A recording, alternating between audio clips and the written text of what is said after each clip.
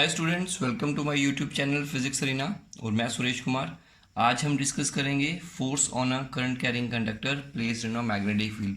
बच्चों, ये क्वेश्चन बहुत ही इंपॉर्टेंट है। यहाँ से स्टार्ट होती है स्टोरी हमारी मोटर्स की, जनरेटर्स की। आज हम देखेंगे कि एक करंट कैरिंग कंडक्टर को जब हम मैग्नेटिक फील्ड में प्लेस करते हैं तो वो कितनी फोर्स एक्सपीरियंस करेगा और किस डायरेक्शन में करेगा। तो चलिए इसके लिए हम सबसे पहले एक कंडक्टर एज्यूम करते हैं। यहाँ पर ये कंडक्टर जो है ये हमने मैग्नेटिक फील्ड में प्लेस किया हुआ है। तो let us suppose this is a conductor और इस कंडक्टर के अंदर करंट फ्लो कर रहा है इस तरफ आई, राइट। और इस कंडक्टर की जो लेंथ है वो मान लेते हैं एल लेंथ है जो मैग्नेटिक फील्ड में प्रेजेंट है। ओके, नाउ अगर करंट इस तरफ चल रहा है इसका मतलब ये हुआ कि इलेक्ट्रॉन्स का फ्लो जो है, एक्चुअली कंडक्टर के अंदर इलेक्ट्रॉन्स ही फ्लो करते हैं, तो वो इस तरफ फ्लो कर रहे होंगे। बिल्कुल सही है। तो देखिए यहाँ पर मैग्नेटिक फील्ड भी प्रेजेंट है और जो मैग्नेटिक फील्ड है मान लेते हैं वो डाउनवर्ड डायरेक्शन में है। कि क्रॉस का मतलब यही होता है कि डाउनवर्ड डायरेक्शन है, पेज के अंदर जा रही है फील्ड, इनवर्ड्स है। ये मैग्नेटिक फील्ड है, इसका स्ट्रेंथ जो है let it be B. B magnetic field का स्ट्रेंथ है और इस मैग्नेटिक फील्ड में हमने इस तरह से कंडक्टर रखा। एक बात का ध्यान रखिएगा कि कंडक्टर की जो लेंथ है वो मैग्नेटिक फील्ड की डायरेक्शन के परपेंडिकुलर होनी चाहिए, मतलब पैरेलल ना हो, बाकी और किसी भी एंगल पे हो सकती है। मैक्सिमम फोर्स तब लगेगी जब परपेंडिकुलर होगी। तो ये देखिए मैग्नेटिक फील्ड इनवर्ड है, लेंथ इधर को है, तो ऑब्वियसली 90 डिग्री हुआ। अब सबसे पहले हम समझते हैं कि फोर्स लगेगी क्यों। एक करंट कैरिंग कंडक्टर पर मैग्नेटिक फील्ड फोर्स क्यों लगाती है। तो जैसे कि हमने पढ़ा है कि मैग्नेटिक फील्ड एक मूविंग चार्ज पे फोर्स लगाती है, अदरवाइज चार्ज पे फोर्स नहीं लगाती। जब वो चार्ज मूव कर रहा है, मूव भी किस डायरेक्शन में कर रहा है, पैरेलल और एंटी पैरेलल अगर ना मूव कर रहा हो तो ही फोर्स लगाएगा, अदरवाइज नहीं लगाएगा। अब ये जो कंडक्टर है इसमें करंट फ्लो कर रहा है, मतलब इलेक्ट्रॉन्स जो हैं वो इस डायरेक्शन में मूव कर रहे हैं। तो देखा जाएगा तो ये इलेक्ट्रॉन मैग्नेटिक फील्ड में मूव कर रहा है, तो this electron will experience force, this electron will also experience force, this electron will experience force. Every electron of this conductor which is moving in a particular direction will experience force। और ये जो electrons हैं basically ये conductor का एक part हैं, उसके अंदर ही हैं, वही कंडक्टर हैं। इसी वजह से नेट फोर्स इन सारे मूविंग इलेक्ट्रॉन्स की वजह से जो बनेगी वो इस कंडक्टर पर लगेगी। तो कंडक्टर पर फोर्स क्यों लगी, क्योंकि उसके अंदर इलेक्ट्रॉन्स फ्लो कर रहे थे और मूविंग चार्जेस थे, और मूविंग चार्जेस तो फोर्स एक्सपीरियंस करते हैं, इस वजह से कंडक्टर पर भी फोर्स लगती है। तो चलिए इसको कैलकुलेट करते हैं। तो सबसे पहले देखिए हम ये देखते हैं कि एक इलेक्ट्रॉन पर कितनी फोर्स लगती है। तो मान लेते हैं एक इलेक्ट्रॉन पर force experienced by one electron is that is F equal to minus e v cross B, और v क्या है, Vd। तो मैंने आपको बताया था अभी कि कोई भी फोर्स है, एक चार्ज जो फोर्स एक्सपीरियंस करता है उसका फॉर्मूला क्या होता है, F equal to q v cross B. ये मैंने लास्ट टाइम आपको बताया था। तो यही फॉर्मूला आप यहाँ पे अप्लाई करें कि एक इलेक्ट्रॉन कितना फोर्स लगाएगा। तो इलेक्ट्रॉन का चार्ज कितना है, माइनस ई, तो मैं क्यू की जगह लिखूंगा माइनस ई। बाकी वेलोसिटी, ये इलेक्ट्रॉन जो है वो ड्रिफ्ट वेलोसिटी से चल रहे हैं, तो मैंने Vd लिखा, क्रॉस बी लिखा। तो ये फोर्स वो एक्सपीरियंस करेंगे। अब देखिए let n is the number density of free electrons. मान लेते हैं कि n नंबर डेंसिटी है इस कंडक्टर की, मतलब number of electrons per unit volume कितने हैं इसके अंदर, n है। इसका क्रॉस सेक्शनल एरिया कितना है, a। मैं बनवा लेता हूँ वॉल्यूम ऑफ कंडक्टर। तो मुझे बताइए टोटल इलेक्ट्रॉन्स कितने प्रेजेंट होंगे इसके अंदर। तो ऑब्वियसली इसका एक वॉल्यूम में n प्रेजेंट है, तो पूरे वॉल्यूम में कितने प्रेजेंट होंगे, दैट इज NaL। तो यस NaL इस तरह से होंगे। तो हम यहाँ पे क्या करेंगे, यहाँ से हम टोटल फोर्स कैलकुलेट कर सकते हैं। Total force on the conductor, total force on the conductor, that is F equal to, देखिए टोटल इलेक्ट्रॉन्स कितने हैं, NaL।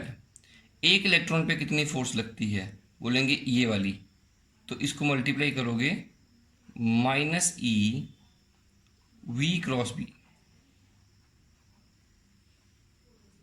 ये आएगा।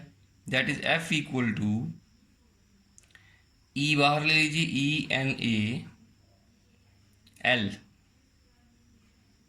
ENaL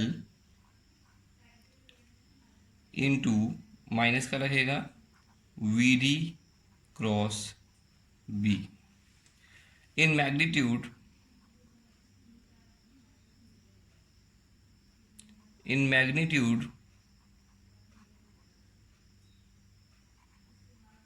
आप इसको ऐसे भी लिख सकते हैं, F equal to -E, minus तो नहीं लिखेंगे अब क्योंकि मैग्नीट्यूड में है, ENaL VD B sine of 90 degree, क्योंकि VD और B के बीच में 90 डिग्री एंगल है। वेलोसिटी डिफ वेलोसिटी इधर को है और मैग्नेटिक फील्ड नीचे को है, तो दोनों में एंगल 90 डिग्री होगा। तो F इक्वल टू, आप इसको रीअरेंज करके लिखो, ENA VD इंटू LB, ये आ गया हमारे पास, और ये LB हमने लिखा। यहीं से आगे चलेंगे और लिखेंगे इसको F इक्वल टू ILB, मतलब यहाँ पे लिख दिया हमने। I आप जानते हैं किसके बराबर होता है, ENA VD, तो ये जो है ये करंट हो गया I जो इसमें फ्लो कर रहा है, तो F जो होगा वो होगा ILB। यहाँ इसको ऐसे भी लिख सकते हैं, F equal to vector form में IL क्रॉस B। तो बच्चों ये फॉर्मूला हमारे पास बना। तो याद रखिए कितनी फोर्स लगेगी इस पे, I जो करंट फ्लो कर रहा है, L इसकी जो लेंथ है, क्रॉस B। तो देखिए अब इसकी डायरेक्शन क्या होगी, डायरेक्शन, तो direction of F will be same as that of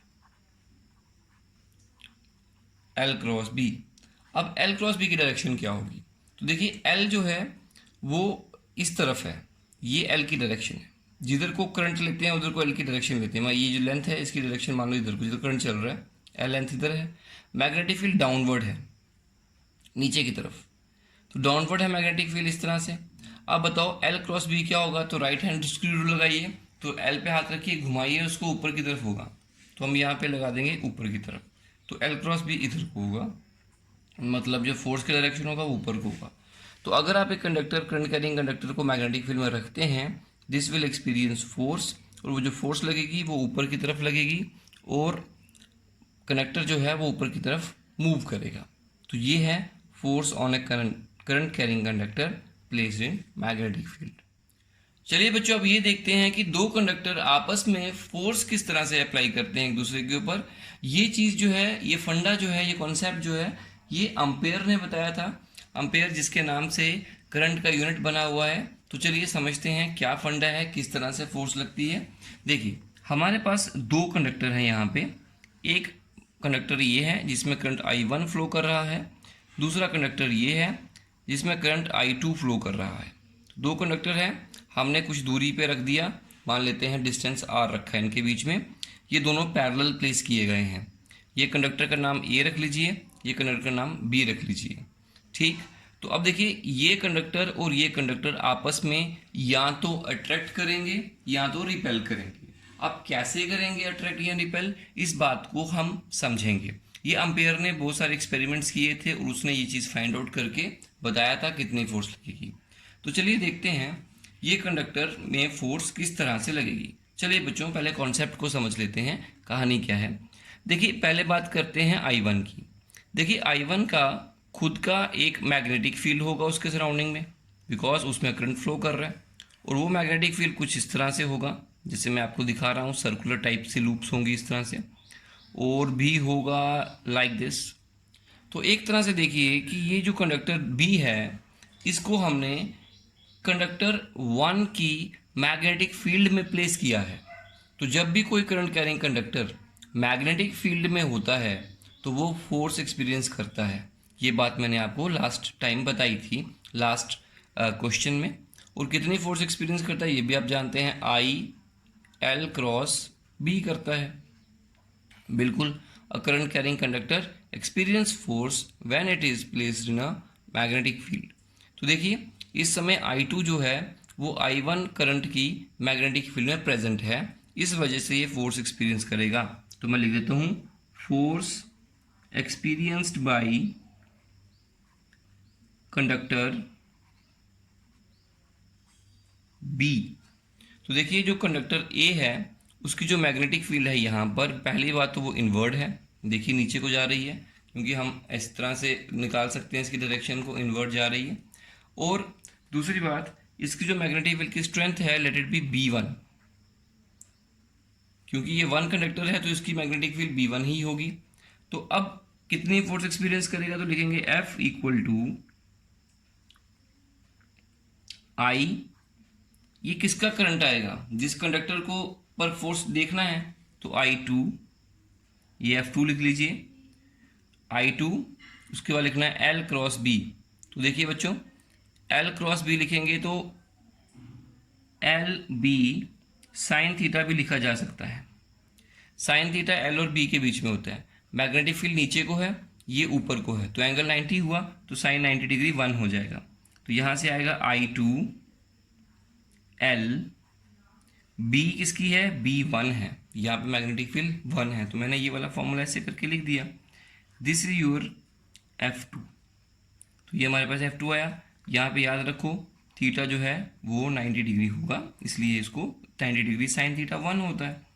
ये हमने इस तरह से बनाया। अब मुझे एक बात बताओ, what is a magnetic field due to straight conductor. Magnetic field due to straight conductor, ये भी क्वेश्चन मैंने आपको शुरू में करवाया था, that is B equal to mu naught upon 4 pi 2I upon R distance.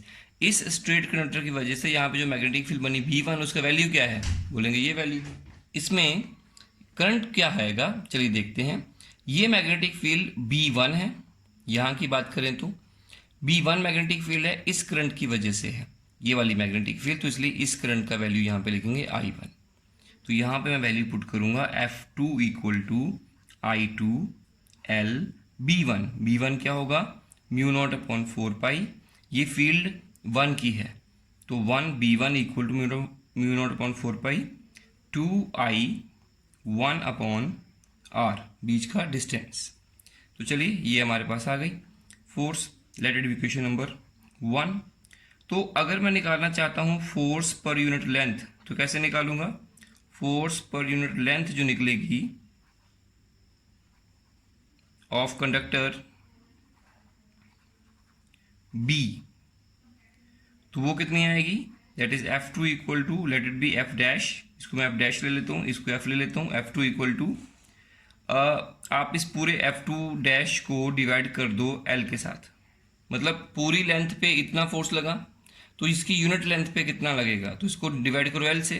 जब L से डिवाइड करो तो ये L के साथ वो L कट जाएगा, तो आपके पास फॉर्मूला बनेगा म्यू नॉट अपॉन 4 पाई 2 I1 into I2 upon R। तो बच्चों ये फॉर्मूला बनेगा, late it B question number 2।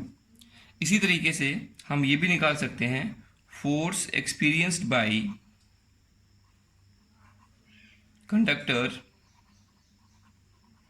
A due to B। अब देखा जाए तो A कंडक्टर का खुद का मैग्नेटिक फील्ड होगा, बिल्कुल होगा, ये देखिए, और उसका डायरेक्शन भी ऐसे होगा लाइक दिस, और यहाँ से मैग्नेटिक फील्ड आपकी बाहर आ रही है। तो अब आप ये भी एज्यूम कर सकते हैं कि कंडक्टर A मैग्नेटिक फील्ड में प्रेजेंट है किसकी, कंडक्टर B की, और उसकी मैग्नेटिक फील्ड कितनी है, B2 की। मतलब दोनों एक दूसरे की मैग्नेटिक फील्ड में प्रेजेंट हैं, जिसकी वजह से दोनों एक दूसरे की वजह से फोर्स एक्सपीरियंस करेंगे। अब कंडक्टर A जो है वो कितनी फोर्स एक्सपीरियंस करेगा वो भी इसी तरह से निकालेंगे। तो वो फोर्स एक्सपीरियंस करेगा F1 डैश मान लो, तो उसका क्या आएगा, ये कितनी फोर्स एक्सपीरियंस करेगा इसकी वजह से, तो उसका फॉर्मूला क्या होगा, आई, एक कंडक्टर कितनी फोर्स एक्सपीरियंस करता है, FIL क्रॉस बी। तो मैं लिखूंगा आई, वो किसका, इसका खुद का करंट होगा I2 I1, उसके बाद इसकी लेंथ कितनी है L, और आगे लिखेंगे B, इसका मैग्नेटिक फील्ड कौन सी मैग्नेटिक में प्रेजेंट है, इसकी खुद की नहीं दूसरे वाले की, B2, तो यहाँ लिखेंगे B2, यहाँ आना था B1, तो और साइन 90 डिग्री, क्योंकि यहाँ पर मैग्नेटिक फील्ड ऊपर को है, कंडक्टर इधर को है, ये अबव है, ये अपवर्ड है, 90 डिग्री एंगल बना। तो यहाँ से आएगा आपके पास, ये आएगा आपके पास यहाँ से I1L, बी की मैग्नेटिक फील्ड की वैल्यू ये होती है, तो ये लिखेंगे μ0/4 2I। अब ये मैग्नेटिक फील्ड जो है वो किसकी है, B2 है, तो कंडक्टर का करंट कौन सा देखेंगे, I2 देखेंगे, ऑब्वियसली इसकी वजह से बन रही है फील्ड, तो I2/R लिखेंगे। ये फॉर्मूला मैंने आपको पहले भी पढ़ाया हुआ है। तो आगे बढ़ते हैं थोड़ा सा और, तो देखिए यहाँ से हमारे पास ये फॉर्मूला को मैं रीराइट करता हूँ, इसको रीराइट करिए, इसमें आएगा μ0/4 2I1 I2/R into L, that is F1 dash. अब मैं निकालूंगा फोर्स पर यूनिट लेंथ, निकालूंगा, late it B 3 number, unit length of conductor A की यूनिट लेंथ पे कितना फोर्स लगा, तो बोलेंगे F1 equal to F1 dash upon L, that is equal to μ0/4 2I1 I2/R। तो ये फॉर्मूला हमारे पास बन गया बच्चों। अब इक्वेशन नंबर 4 को और 2 को ऑब्जर्व करो। इक्वेशन नंबर 4 और 2 में देखिए μ0/4 2I1 I2 2I1 I2 upon R, इसका मतलब F2 क्या है, जो इस पर फोर्स लगी इसकी वजह से, और F1 क्या है, जो इस पर फोर्स लगी इसकी वजह से। मतलब एक दूसरे पे जो फोर्स लगा रहे हैं वो ये है, force on 2 due to 1, force on 1 due to 2, ऐसे भी लिखा जा सकता है। तो देखिए दोनों ही फोर्स बराबर है, तो हम लिख सकते हैं here F12 is equal to F21 in magnitude, दोनों का मैग्नीट्यूड सेम है, तो मैं दोनों कंडक्टर एक दूसरे पर बराबर अमाउंट की फोर्स लगाते हैं। चलिए अब ये तो समझ में आया, फोर्स लगा सकते हैं, कैसे लगा सकते हैं, हमने कॉन्सेप्ट को समझा, क्योंकि दोनों ही एक दूसरे की मैग्नेटिक फील्ड में प्रेजेंट है। दूसरी बात समझने वाली ये है कि इसका डायरेक्शन क्या होगा, तो डायरेक्शन जानते हैं। तो देखिए डायरेक्शन, देखिए ये फोर्स का फॉर्मूला होता है जो कंडक्टर पे लगती है। अब देखो ये कंडक्टर यहाँ रखे, L क्रॉस बी की डायरेक्शन होगी इसकी, तो L कहाँ है, लेंथ का मतलब करंट की डायरेक्शन, ये लेंथ ऊपर की तरफ है। मैग्नेटिक फील्ड कहाँ है, नीचे की तरफ है, तो बोलो L क्रॉस बी का कहाँ पे होगा, तो L अगर ये ऊपर को है ये नीचे को है तो L क्रॉस बी इधर को होगा। ये फोर्स की वैल्यू है F21 की। और यहाँ पे देखिए ये आप राइट हैंड स्क्रू रूल से कैलकुलेट कर सकते हैं कि L क्रॉस बी कैसे होगा। मतलब एक हाथ में ये देखिए मैग्नेटिक फील्ड है, ये आपका इस तरह से इलेक्ट्रिक फील्ड सॉरी L है, ये L है, ये B है, तो आपने हाथ रखना है L के ऊपर, B की तरफ घुमाना है, और ये देखिए डायरेक्शन, थंब की डायरेक्शन जो होगी वही डायरेक्शन होगी। ये आपने बहुत बार सुना होगा, राइट हैंड स्क्रू रूल से निकाला जा सकता है। इसी तरीके से यहाँ पे देखिए मैग्नेटिक फील्ड जो है वो ऊपर की तरफ है और कंडक्टर ऊपर की तरफ है, तो L क्रॉस बी जो होगा वो अंदर की तरफ होगा, इधर को। इसका मतलब F12 इधर को है। फाइनली ये समझ में आया, दोनों ही एक दूसरे को अपनी तरफ खींच रहे हैं, मतलब both the conductors are attracting each others. तो याद रखिएगा ये दोनों कंडक्टर एक दूसरे को अट्रैक्ट करते हैं, तो ये अट्रैक्ट कर रहे हैं।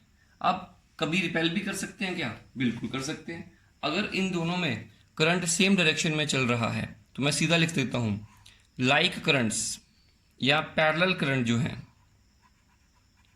पैरेलल करंट होंगे अगर, तो जैसे अभी हमने देखा दे अट्रैक्ट ईच अदर, और अगर रिवर्स कर दिया मतलब एंटी पैरेलल करंट कर दिए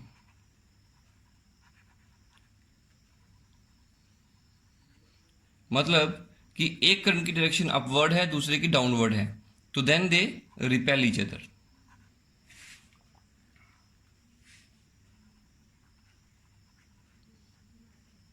तो ये फोर्स लगती है दो कंडक्टर्स में जब उनको एक दूसरे के पास रखा जाता है। तो बच्चों ये कॉन्सेप्ट हर जगह अप्लाई किया जा सकता है, चाहे वो आपके पोल्स के ऊपर या बड़े बड़े जो पाइलन्स होते हैं जिन पे हाई ट्रांसमिशन लाइंस क्रॉस होती हैं, उनका डिस्टेंस भी मेंटेन किया जाता है ताकि वो एक दूसरे की मैग्नेटिक फील्ड में ना आए। तो दैट्स वाई दो वायर्स के बीच में हम हमेशा गैप रखते हैं, उतना गैप रखते हैं जिससे एक दूसरे पर उनका मैग्नेटिक फील्ड का इफेक्ट ना हो। तो बच्चों इस तरह से हम इस क्वेश्चन को सॉल्व करते हैं। ये सवाल बहुत ही इंपॉर्टेंट है, इसका डेरिवेशन भी आपको आना चाहिए और इसके ऊपर न्यूमेरिकल्स भी आपको प्रैक्टिस करने हैं।